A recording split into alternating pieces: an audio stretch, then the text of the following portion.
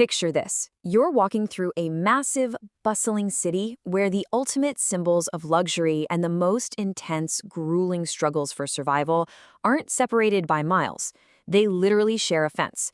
Welcome to This Explainer, where we're going to dive deep into a really stark geographic paradox right in the heart of Thailand's capital, Bangkok.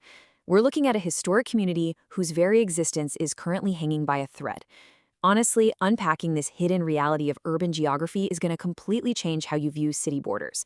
The contrast you're about to hear about is profound, and the human stakes, they are incredibly high. So what actually happens when Thailand's richest and poorest people live in the exact same district?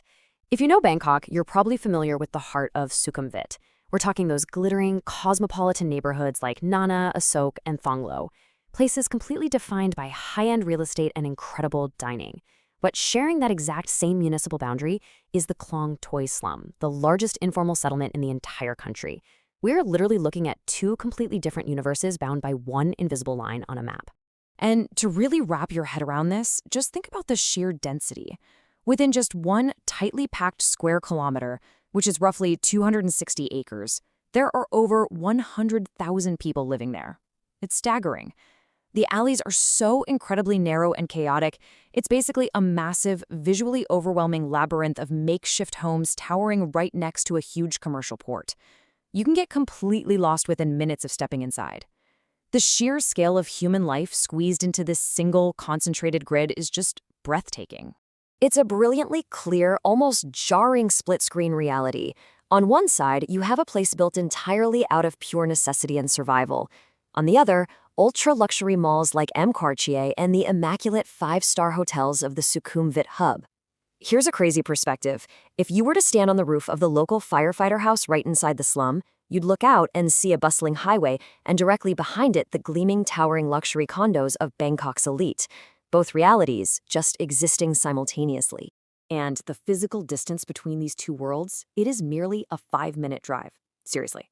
You can go from the lush, beautifully manicured grounds of Benjikiti Park, take a 5-minute ride, and arrive at a canal with a harsh, undeniable odor that marks the entrance to the slum's makeshift alleys.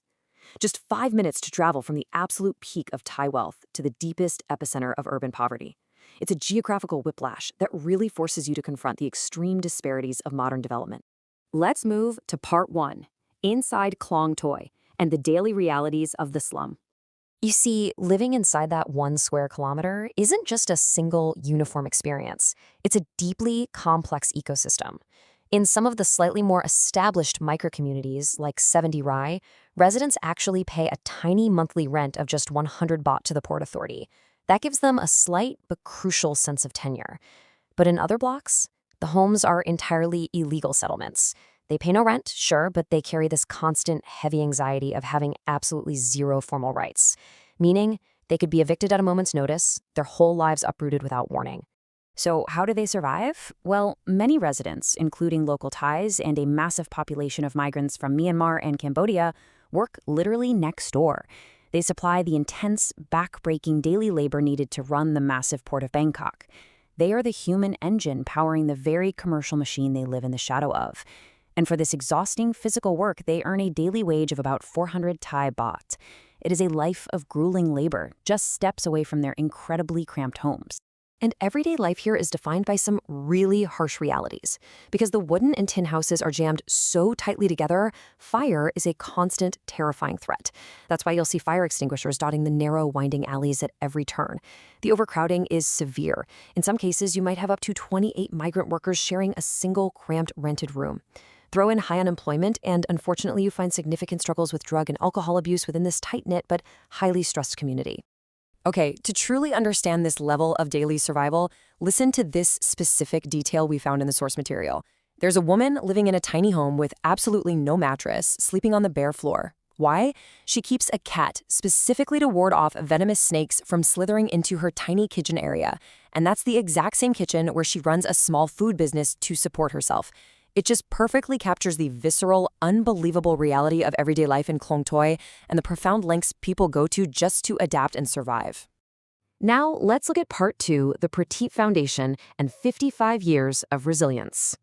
Because amidst all these intense daily struggles, there is an incredible, powerful force trying to uplift the neighborhood from the inside out.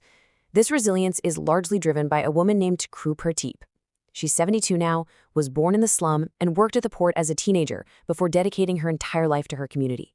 55 years ago, people here had absolutely nothing. No formal education, not even birth certificates to prove they existed. Over decades, her foundation has worked tirelessly to change that, evolving from basic street-level outreach to providing widespread scholarships and essential infrastructure. And honestly, this is genuinely heartwarming. Right in the middle of this highly volatile environment, the foundation actually runs a Montessori kindergarten for 165 kids. These children, whose families are facing extreme, grinding poverty outside those walls, are inside experiencing free expression education. They're learning from volunteer English teachers from all over the world, playing quietly with wooden blocks, and even learning how to make sushi together for lunch. It's this absolute oasis of calm and hope amidst the chaos. It really proves that your environment doesn't have to dictate your potential. Which brings us to part 3. Two worlds collide, and the threat of eviction. Because here is the harsh reality. This entire community, the makeshift homes, that peaceful kindergarten, the generations of deeply rooted families, its future is currently hanging by a thread. The Port Authority of Thailand, who officially owns the land, plans to clear the slum entirely. They want to transform the area into a massive, highly lucrative commercial smart city. And this brings up an incredibly heavy logistical and human question that Bangkok has to answer. If they built this smart city, where on earth do 100,000 people go? Right now, the residents are being offered 3 distinct choices for relocation. Option 1, take a lump sum of direct financial compensation and just leave the area entirely. Option 2, move into an apartment in a newly built high-rise condominium that the Port Authority plans to construct nearby. Or option 3, receive a plot of empty land on the far, far outskirts of Bangkok. But here's the catch. The paralyzing fear for many families is that if they take that distant land, they simply won't be able to afford the materials to actually build a new house on it. Effectively, it could leave them homeless and completely severed from their livelihoods at the port. So you can see how this creates a heartbreaking, high-stakes standoff.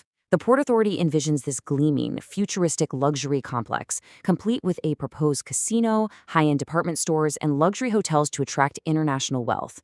Meanwhile, the Khlong Toei community, represented by local leaders like Prateep, is desperately pleading for a compromise. They're asking to retain just 20% of their original land, just a small fraction of the space their families have built and lived on for over 70 years, just so they can keep their historic community intact while the modern city develops around them.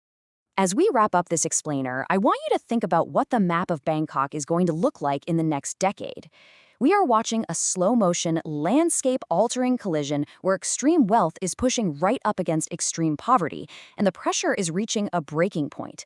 Will this historic, incredibly resilient community be entirely wiped away, erased from the map, and replaced by luxury malls and casinos?